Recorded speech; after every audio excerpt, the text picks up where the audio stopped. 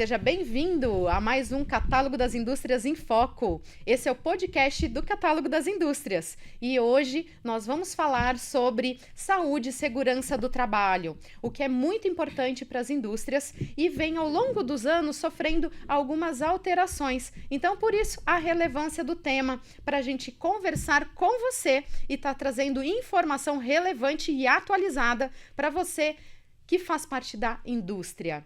E hoje nós estamos aqui com duas pessoas, dois especialistas, né? O Guilherme Castilho Sábio. Isso, Guilherme. Isso. Ele que é diretor do CIESP Regional de Indaiatuba e Itu. Do SESI. Do SESI. Opa, desculpa.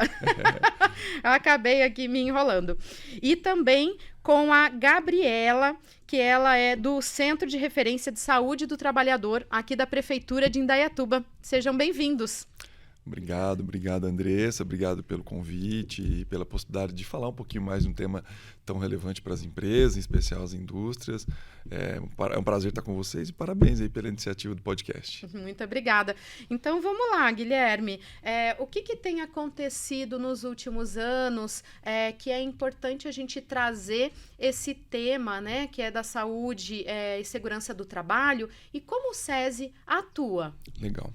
Para falar um pouquinho sobre isso, eu vou fazer um resgate histórico para quem está nos acompanhando entender um pouco mais do contexto e do trabalho do SESI em geral, né? O SESI foi criado lá em 46, no pós-guerra, para ser o braço social da indústria, atender a indústria, e ao passar dos anos foi focando o seu trabalho na necessidade da indústria. Então começou lá com a educação de jovens e adultos, na época que a alfabetização ainda era algo muito distante, depois vieram as clínicas médicas, os clubes, enfim, os serviços sociais para atender a família da indústria. Né? Hoje nós temos aqui em Indaiatuba uma unidade, já está implantada há mais de 30 anos, né? O SESI chegou em 92. Quantos alunos a gente atende hoje aqui em Indaiatuba? Olha, direta e indiretamente, cerca de 9.000 alunos, sendo 1.000 na escola e os outros 8.000 nas atividades do clube, atividades esportivas. Nós temos academia, campos, quadras. Que são atividades extras que outros alunos podem se inscrever. Que são atividades extras realizadas tanto pelos alunos da escola. Nós temos hoje na escola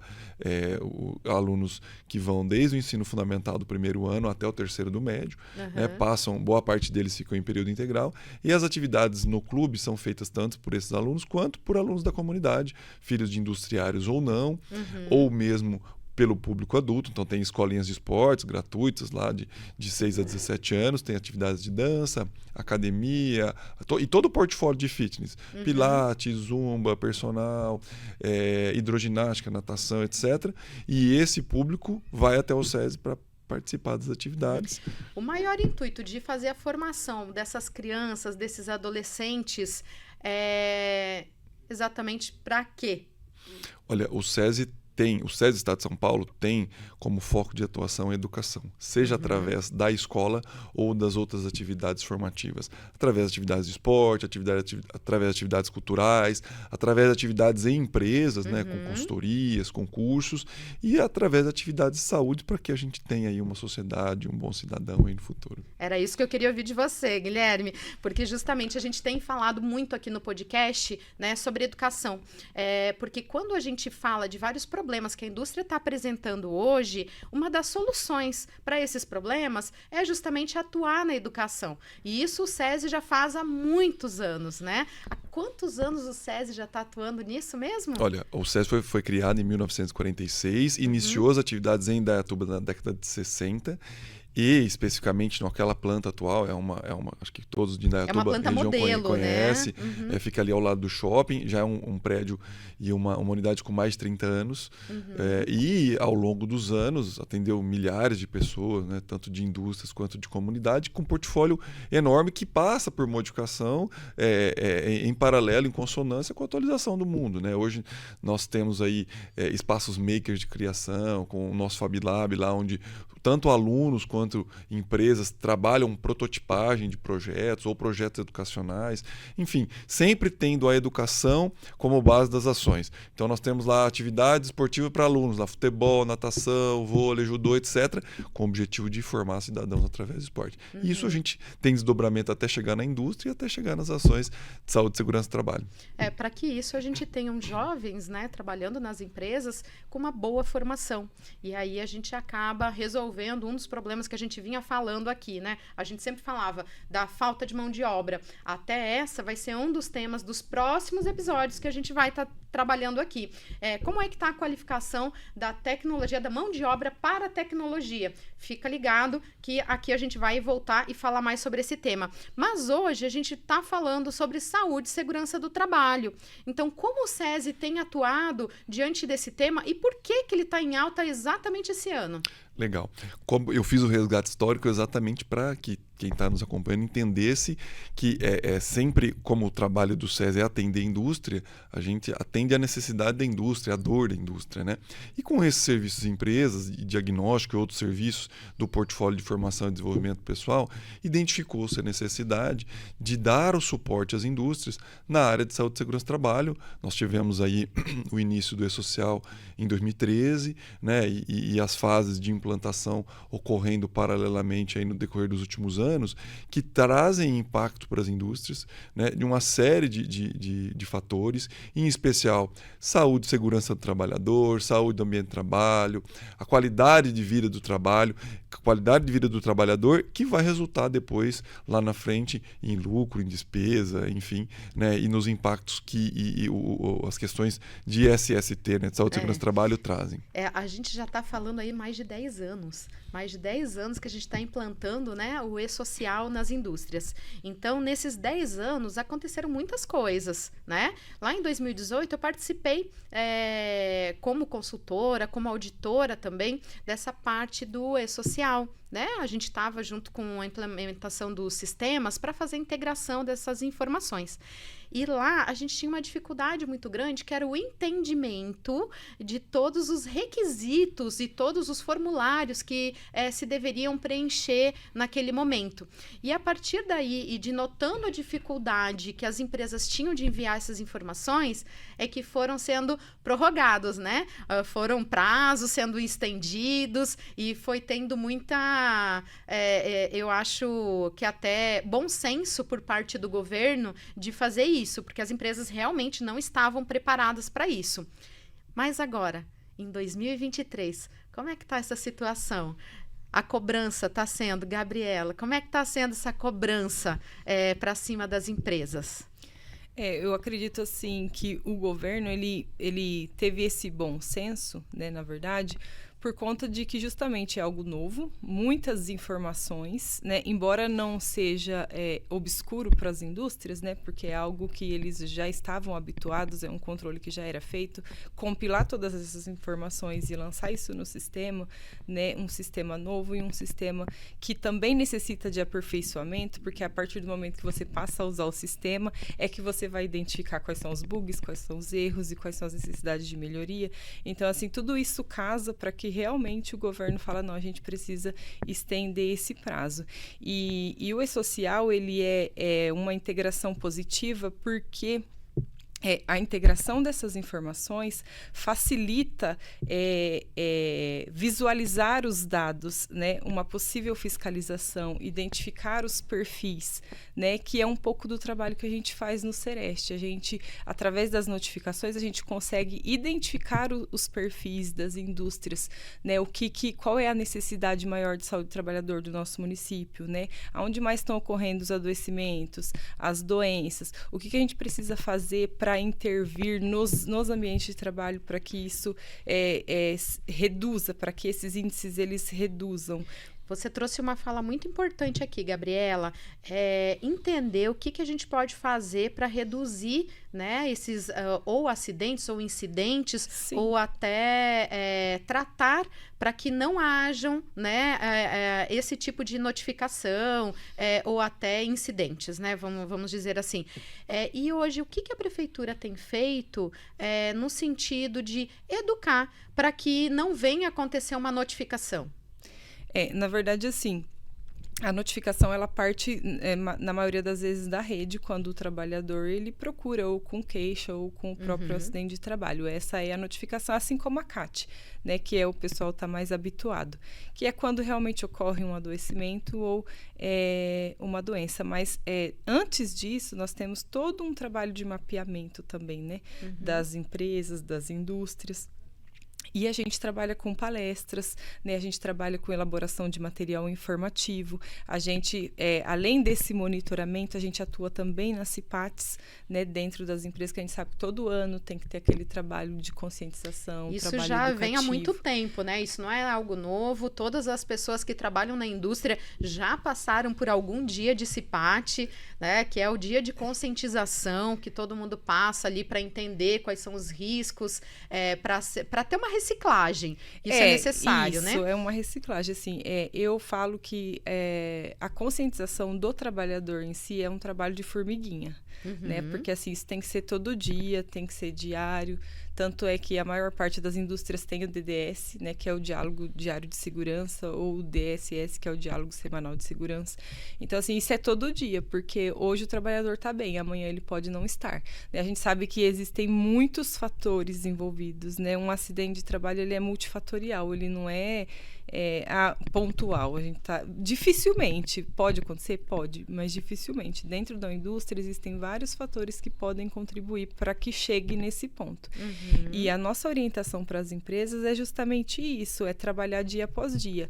Se a gestão das indústrias, né, tem como consciência essa questão da saúde do trabalhador, da saúde e da segurança do trabalho como política da empresa, não como um custo, mas sim como um investimento, não só financeiro, mas também em pessoas, né? Isso flui, né? Não é mais um peso, porque o trabalhador, ele se sente valorizado, ele sente que está olhando, não, poxa, a empresa olha para mim, ela me vê, eu não sou mais um número na planilha. Isso é muito importante. Né? Quando você estava falando ali sobre a segurança, me fez lembrar da parte quando eu trabalhava dentro de indústria. Eu trabalhei dentro de uma das maiores indústrias de produção, das maiores plantas de produção de óleo de soja, lá no Rio Grande do Sul ainda. Na época eu ainda era estagiária, né, mas trabalhava no centro de pesquisa, e me fez lembrar de uma situação muito interessante, que nós já estávamos há mais de 365 dias sem nenhum tipo de acidente ou incidente. E aí eu lembro que nessas conversas diárias de segurança, o nosso gerente de área, ele sempre comentava, ele dizia assim, olha, agora a gente está em alerta máximo. E eu não entendia, de fato, por que nós estávamos em alerta máximo, já que a gente fazia mais de 365 dias que não acontecia nada, absolutamente nada. E ele sempre dizia para nós, é nesse momento que a gente tem que ter um cuidado muito maior, porque é nesse momento que não acontece só um incidente. Geralmente, pelas estatísticas, acontecem os acidentes graves. É no momento que a gente está mais relaxado, que a gente acaba ficando displicente, e acaba cometendo até situações que nos colocam em risco, né? E naquele momento, dias depois, ocorreu um vazamento na planta.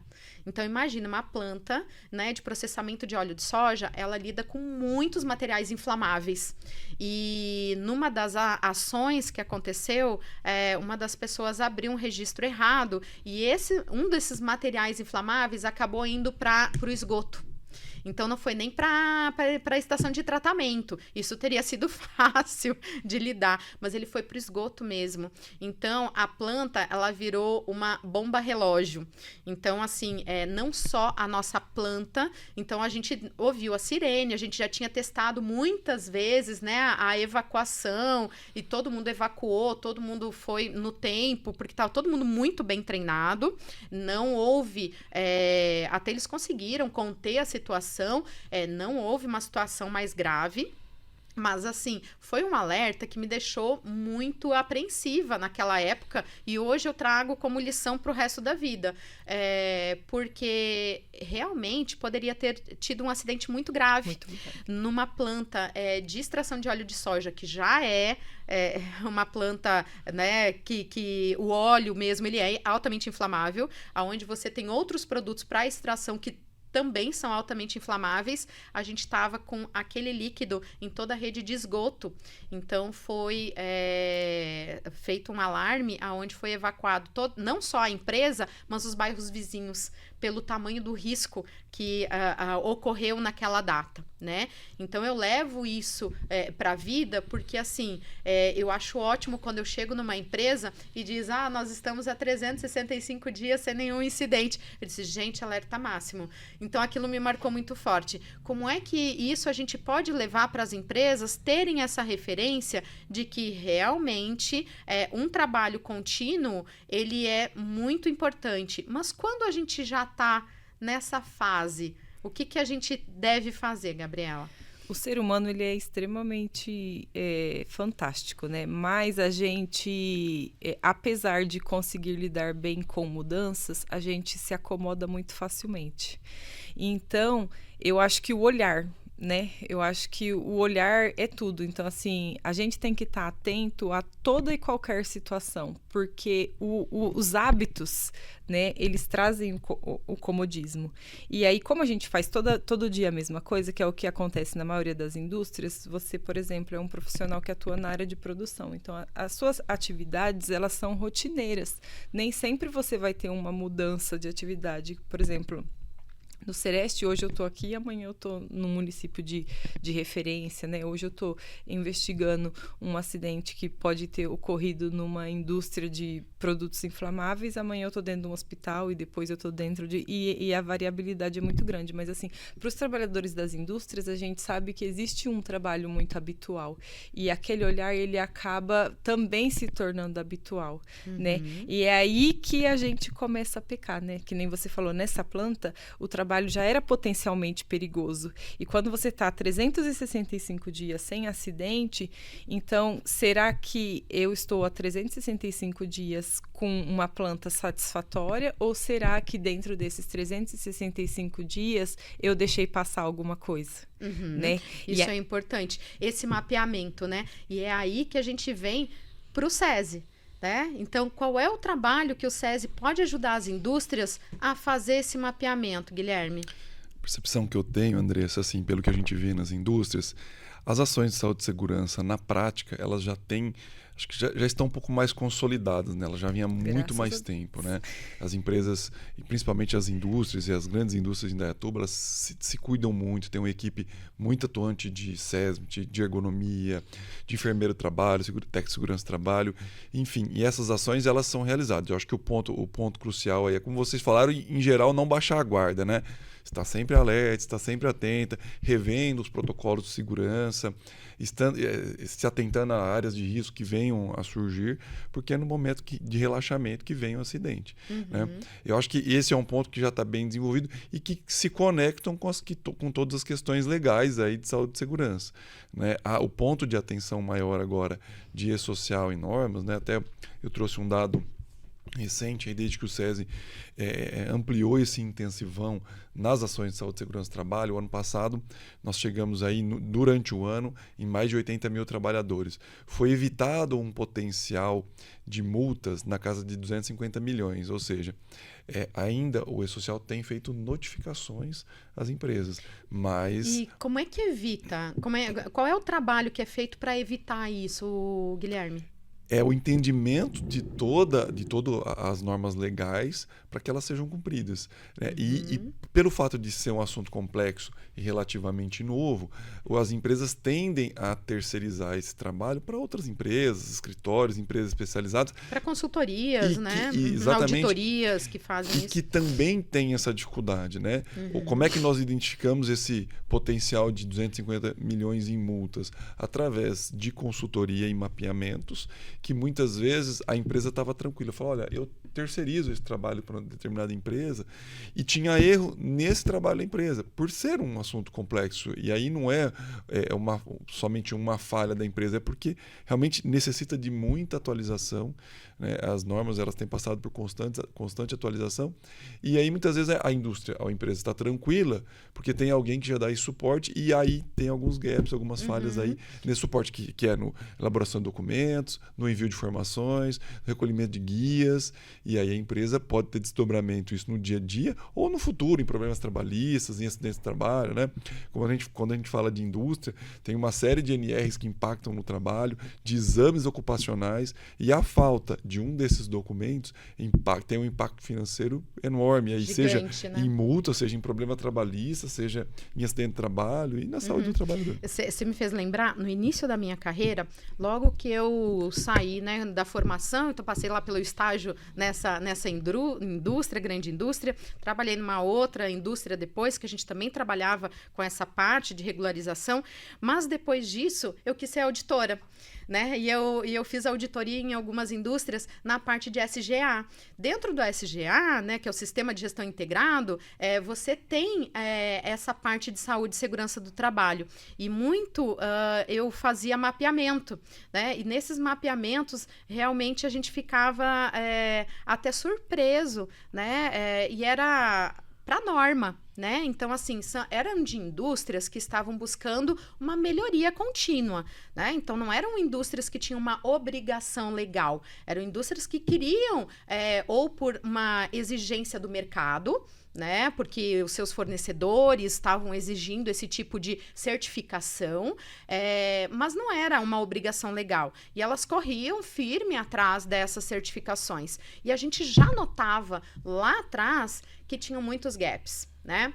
A ISO, em contrapartida, ela sempre dá prazos e algumas tolerâncias. Mesmo que você é certificado, ela não retira a certificação porque você tem que fazer algumas melhorias, né? Então, você tem ali algumas tolerâncias para você se adequar e um certo tempo para fazer essa adequação.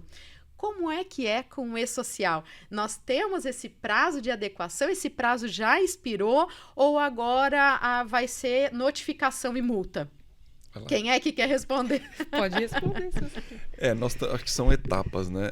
Acho que a maioria das etapas já se findaram, né? Os prazos, eles são imediatos hoje. A empresa, por exemplo, que tinha dificuldade para elaborar um PPRA, porque era o plano de prevenção de riscos ambientais, e hoje ela teve que migrar para o PGR, isso já é obrigatório desde o ano passado. Então, assim, a empresa que não fez, ela vai ter problema. Hoje ela recebe notificação, amanhã ela recebe uma multa. Então, meio que não tem mais prazo, né? Assim, os prazos já se esgotaram e as empresas têm que se adequar de imediato. Né? Então fica um recado aí, né? Você empresário que ainda não tem o PGR, que ainda está lá no PPRA, busca o SESI, tá aí para ajudar vocês para se adequar e não incorrer aí na questão de notificações e multas, porque a gente sabe que essas multas não são baratas, né? E isso pode influenciar no custo da empresa significativamente, né? Essas multas, mais ou menos quanto que a gente está falando aí? É em percentual, é em valor fixo, é por funcionário? Como é que tá isso? Você sabe me dizer? As empresas ainda estão na etapa de notificação, né? Mas as multas, elas são pesadas, assim, elas são proporcionais a serviços, a tamanho, né? Não tem uma regra geral. Fixo. Renda, depende, acho que depende da folha de pagamento, depende do nível do tamanho do risco, digamos, do grau de risco e do impacto. E as empresas, elas precisam estar atentas a isso, né? Não só terceirizar o trabalho, mas estar atenta ao trabalho que é feito por um terceiro, porque aí que é acompanhar. O que acontece pegando o gancho do que ele está dizendo, né? Às vezes, por contratar um terceiro, a empresa ela acha que é o suficiente e ela fica tranquila, porque ela entende que eu estou contratando um terceiro e esse terceiro vai me dar todo o respaldo. A responsabilidade está com o terceiro, mas não é verdade. Mas não é bem assim. Não é bem assim, né? Então, assim, a gente tem que ter um pouco de cuidado, porque, assim, tanto o PPRA já tinha, né? O PGR agora tem também, plano de ação, o PCMSO, plano de ação. Então, assim, ele não é um documento que eu recebo, eu tenho esse documento, acabou aqui. Não. Ele é um documento que você, ao longo do ano, precisa fazer as ações propostas, né? Evidenciar essas ações, porque também você pode, a qualquer momento, ser surpreendido por uma fiscalização, entendeu? E essa fiscalização, esses documentos, eles têm que estar atualizados, né? Todas essas ações têm que estar atualizadas para mostrar, para que você esteja realmente fazendo, cumprindo. Não adianta você ter um documento que te propõe ações de melhoria se você não adota essas ações de melhoria, né? E assim, o que a gente vê também, que é uma grande polêmica e um assunto que está muito em alta, é que, assim, antes você ter um profissional qualificado que fizesse esses documentos, era muito positivo, era o suficiente. Hoje em dia, com a complexidade, a periculosidade, a diversidade e tudo o que envolve o ambiente de trabalho laboral hoje em dia, é muito importante, e isso tem se requisitado cada vez mais, a participação dos próprios trabalhadores, né?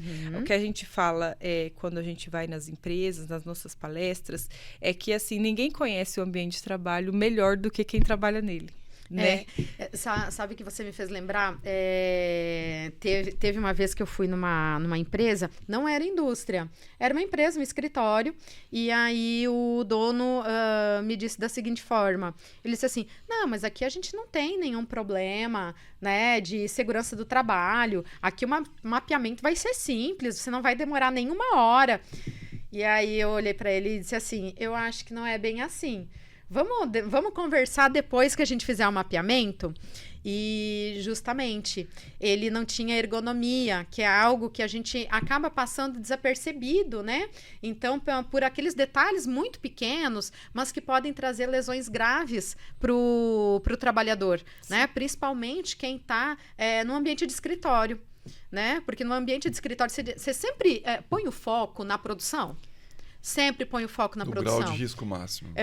Exatamente. Mas quando você migra para o escritório, para o administrativo, você tira esse foco. E aí acabam acontecendo as LER, né? Acabam acontecendo os afastamentos por uma tendinite, por uma lesão de punho, por uma lesão da coluna, né? Por ter má postura durante o trabalho, ou cotovelo, né? Por estar com uma posição errada ali, cotovelo, ombro, punho, né? E a gente vê isso, é mais corriqueiro do que a gente acredita. Imagina, exatamente. Né? E quanto isso é de impacto, se a gente pudesse medir, eu sei que vocês têm vários dados lá na prefeitura, o quanto, não sei se você tem esse dado agora, mas se a gente pudesse medir do ambiente de risco altíssimo, que é dentro de uma produção, e dentro do administrativo, dentro de uma fábrica ou de uma empresa que tem esse setor administrativo, quanto que é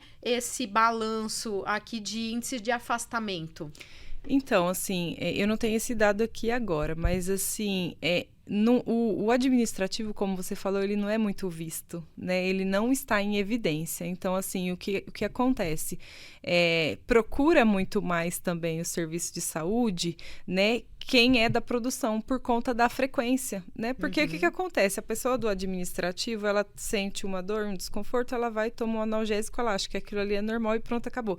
Então, é o que eu falei, é o olhar, entendeu? Esse olhar, ele tem que estar presente em todos os setores, você entendeu? Então, assim, independente de ser um setor produtivo, independente de ser o administrativo, independente de ser dentro de uma escola, ou dentro de uma indústria, ou dentro de um hospital, né? Porque, assim, a saúde do trabalhador, ela cabe em qualquer empresa, independente do porte, independente do tamanho, independente do grau de risco, entendeu? E assim, também tem questões de saúde mental, também tem questões multifatoriais. Então, assim, o adoecimento em si, né? Porque o acidente de trabalho, ele é uma coisa pontual. Mas, assim, a questão do adoecimento, ela é multifatorial, né? Então, por isso que a participação dos trabalhadores é indispensável. Porque é o trabalhador que senta naquela cadeira, é o trabalhador que utiliza aquela bancada, é o trabalhador que faz aquele trabalho, entendeu? Então, assim, a fala do trabalhador, ela precisa ser levada em consideração, né? Claro que dentro de todo um contexto de avaliação, cada caso é um caso, a gente sabe que, né... Mas, assim, isso precisa... se eu tenho mais de um trabalhador que está se queixando, então isso já não é mais pontual, né? Então, assim, eu tenho vários trabalhadores que estão se queixando da mesa, da bancada. Eu preciso realmente ter um olhar. E a ergonomia, ela é algo relativamente novo, embora não seja novo. Essa conscientização dentro das empresas e dentro das indústrias também, para isso, dentro do administrativo, é uma coisa que está vindo de uns anos para cá, né? Então, assim, a saúde do trabalhador, a saúde e segurança do trabalho como um todo é uma luta antiga já, mas, assim, alguns conceitos e o abraço desse assunto dentro das empresas tem sido gradativo. Então, a tendência é realmente isso melhorar, né? As indústrias e as empresas terem cada vez mais consciência, estarem cada vez mais dispostas a investir nisso, porque, como ele já mencionou, isso a longo prazo, né, são menos trabalhadores adoecidos, são menos trabalhadores se afastando, entendeu? Isso, consequentemente, gera mais lucro para a empresa. Então, uma coisa leva a outra.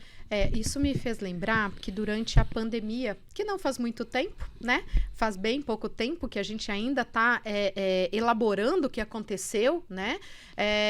Justamente sobre isso. Porque as pessoas tiveram, principalmente o administrativo, né? Teve que migrar para dentro das suas residências. E algumas pessoas não tinham a menor condição, né? Não estavam preparadas para ter esse trabalho de home office. Então, algumas pessoas trabalhavam na mesinha da cozinha, outras improvisavam, talvez até no quarto, e isso acabou trazendo alguns problemas. Como é que vocês têm visto hoje o tratamento para esse tipo de trabalho híbrido que tem essa condição de home office? Tem tido uma lente sobre essa condição? Eu vejo assim que no início da pandemia foi um serviço que ganhou naturalidade pela possibilidade de atuação. Então, as empresas saíram do presencial e foram atuar, e gradativamente foi tendo uma descontinuidade. Ele não vai acabar nunca, né? Já tinham profissionais que já trabalhavam home office, mas diminuiu muito. A gente vê por Indaiatuba. Quantas pessoas não vieram até para Indaiatuba porque atuou de home office, e agora as pessoas já estão voltando para São Paulo, porque, olha, agora eu tenho que estar pelo menos 3 ou 4 vezes por semana presencial. De início, acho que foi a estratégia melhor a ser tomada, né, mas inspira cuidados, né? Um dos serviços que o SESI faz é o serviço de ginástica laboral, que a gente chama de ginástica na empresa. E hoje, tanto somado em Indaiatuba e Itu, passamos de 25 empresas com esse serviço, a maior parte presencial, mas algumas dessas empresas, a gente, além do presencial, também faz o gravado para aqueles profissionais que estão em casa. Então, assim, acho que é um cuidado importante aí que algumas empresas têm, porque, de fato, quem já ficou de home office sabe o quanto parece ser assim, vou ganhar aquele tempo de acordar mais cedo para ir para o trabalho, mas acaba sendo muito exaustivo. E se o trabalhador não se limitar e se organizar, ele passa do horário de trabalho e trabalha full time. Então, esses cuidados têm que ser tomados pelas empresas, né? Agora, E como é que está essa questão da legislação? Ela mudou em relação a isso, com esse olhar para dentro do trabalho híbrido, ou não? Ele é visto como uma forma, só como uma extensão do escritório? Até onde eu tenho conhecimento, não sei que a Gabriela tem para acrescentar, mas ele tem sido visto como uma extensão do administrativo da própria empresa, né? Então, assim, tem empresas que fizeram ajustes, que enviaram cadeira para o trabalhador trabalhar em casa, apoio de pé, apoio de mão, lá o suporte do notebook, mas tem empresas que acabaram não se atentando a isso. Mas, via de regra, o cuidado é basicamente o mesmo que se tem no ambiente de trabalho, estando em casa. Então, quando a gente vai fazer um mapeamento desse trabalhador que está em casa, em home office, ele deveria seguir as mesmas regras de ergonomia como se ele estivesse no trabalho. Seria isso? O que a gente entende, na verdade, enquanto Sereste, né? Que independente de onde o trabalhador ele vai realizar o trabalho, ele tem que ter condições mínimas para... Certo? Então, assim, ele precisa identificar quais as necessidades do trabalhador para que ele realize aquele trabalho. É claro que é um trabalho que, como já foi dito, exige muita disciplina, porque você está dentro de casa. Principalmente para mulher, mãe, dona de casa, a gente sabe que são inúmeros os desafios, né? Inúmeros, assim. Eu tenho uma filha de 4 anos E assim, eu nem imaginaria como seria se eu tivesse que fazer home office. Então, eu posso te falar depois. Eu tenho 3, eu fiz home office durante a pandemia. Como é que é? Depois você pode me entrevistar, eu dou meu depoimento aqui. Por favor, mas porque até posso você falar que é um desafio. É vencedora você, porque não é fácil, sabe? Assim, não é fácil. E assim, e a empresa, quando ela abre essa possibilidade, quando ela assume essa vertente, não, eu quero ter funcionários em home office. Então, assim, ele tem uma internet adequada para trabalhar, ele tem equipamento adequado para trabalhar, ele tem um computador adequado para trabalhar. Então, assim, tudo isso são questões que a empresa, eu, salvo engano, eu não acho que tenha nenhuma legislação que estabeleça isso, você entendeu? Mas, assim, o que já tem, né, já está muito claro de que o trabalhador, ele é responsabilidade da empresa. Então, assim, quem tem que fornecer subsídio para desenvolvimento daquele trabalho é a empresa. Né? Então, assim, a empresa ela precisa ter esse cuidado também, né? Mesmo porque se ele não tem um equipamento, se ele não tem uma internet de qualidade, ele não vai desenvolver um bom trabalho. Então, assim, é o que casa, né? E isso é infraestrutura mínima. Mínima. E isso a gente nem começou a falar da tal da ergonomia. Sim, né? sim. Que a ergonomia ok, eu tenho uma bancada para colocar esse computador, eu tenho uma cadeira adequada, eu tenho descanso de pé, eu tenho, né? E eu tenho as paradas necessárias para me movimentar, porque isso a gente sabe que dentro dos escritórios, dentro das empresas, na parte administrativa e mesmo na produção, a gente faz essas paradas para que a pessoa possa ter a movimentação adequada e não fique exposta àquele trabalho repetitivo. Mas em casa, no trabalho híbrido, a gente não tem isso. Mas tem... só cortando você, perdão. Hoje em dia tem outras modalidades, né? A flexibilização das leis trabalhistas abriu um leque assim, de modalidades de contratação. E hoje, com o MEI, né, a gente tem... Isso é um assunto que tem sido muito discutido. Algumas empresas têm se aproveitado do MEI para... se utilizar de mão de obra, às vezes é uma mão de obra terceirizada, às vezes uma mão de obra que não é tão barata, mas que não gera um vínculo. Então, assim, a gente tem inúmeras possibilidades hoje, né? Essa é a realidade. E o próprio trabalhador, quando ele se enquadra nesses quesitos, né? Por exemplo, eu não vou mais trabalhar registrado, eu vou ser um MEI. Ele que tem que ter esse autocuidado, é igual ele está comentando. Assim, porque o que acontece? A responsabilidade é de um trabalhador que possui vínculo empregatício, né? Então, assim, se eu tenho um trabalhador que eu tenho vínculo empregatício, ele está submetido à minha empresa, então, sim, eu preciso fornecer para ele. Mas e aquele trabalhador que, às vezes, é contratado por uma grande empresa, por uma grande indústria, que ele é um MEI, ou ele é um prestador de serviço, e aí ele precisa também ter os próprios cuidados, o autocuidado, né? Então, eu acho que esse é um tema que a gente vai entrar a fundo, né, num outro episódio. Porque claro. É interessante trazer essa consciência para quem acabou migrando para essa outra prática do mercado, que é a terceirização, né? Mas falando só dessa questão de quem é CLT, né, e está dentro, e voltando um pouco desse mapeamento de risco, como é que a gente pode orientar a indústria a tomar as medidas necessárias para que a gente falou muito de notificação e a gente comentou sobre até algumas empresas já estarem sendo multadas, mas isso a gente não está falando especificamente aqui dessa parte que a gente estava falando do home office, isso num aspecto geral, mais amplo, né? O que a gente pode falar para as empresas fazerem nesse momento aonde as obrigações elas estão aí com o prazo já esgotado, né? Chegou. Quem não está adequado ainda, o que eles têm que fazer? Acho que é importante, né, para a empresa. Geralmente o empresário, o CEO da empresa, ou dono de uma empresa, que seja ela micro ou pequena, ele acaba sendo generalista, né? Ele não pode só entregar as especialidades nas mãos dos especialistas, porque quem responde por tudo é ele. Uma empresa que terceiriza, esse trâmite de informações e esse trabalho, esse suporte para uma outra empresa, ela tem o seu CNPJ como maior impactado. Independente se a outra é corresponsável, vai doer no bolso dela mesma. O escritório ou a empresa não vai pagar uma sanção no futuro. Então é importante que ela se aproprie, busque meios para isso, né? Esse, para as indústrias em especial, é um suporte que o SESI oferece. Depois eu posso deixar até um QR Code ou o link do mapeamento de risco, né? A gente, além do mapeamento, faz o diagnóstico em E-Social e o diagnóstico em SST, além do PGR subsidiado pelo próprio SESI, que é gratuito para a empresa.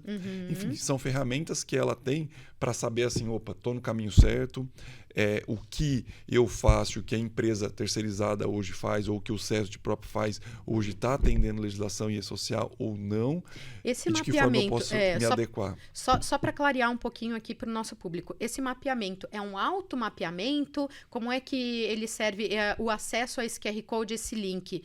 Ele é feito por etapas. O mapeamento é um automapeamento, a empresa vai responder um questionário com o KNAI, que envolve o ramo de atuação da empresa. Essa própria plataforma ela já tem uma inteligência artificial que vai identificar quais as NRs que têm que ser atendidas e quais os pontos de atenção que a empresa precisa ter.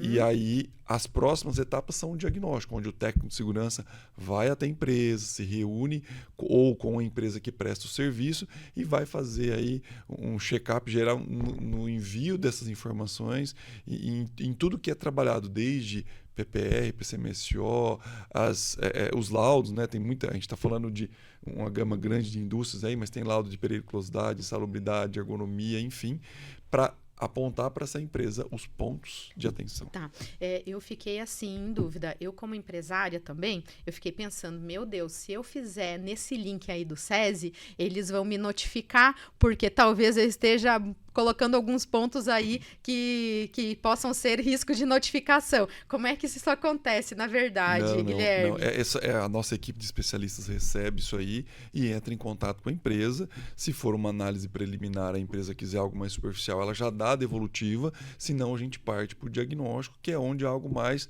aprofundado e esmiuçado, que geralmente é o caminho que se segue, né? A empresa ela quer algo mais especializado, que é via de regra sim. Eu tenho um serviço, eu terceirizo parte desse serviço para uma outra empresa e o SESI é um terceiro que vem fazer um acompanhamento, mas não tem da parte do SESI nenhum trâmite direto de envio. É mais um trabalho de diagnóstico e consultoria.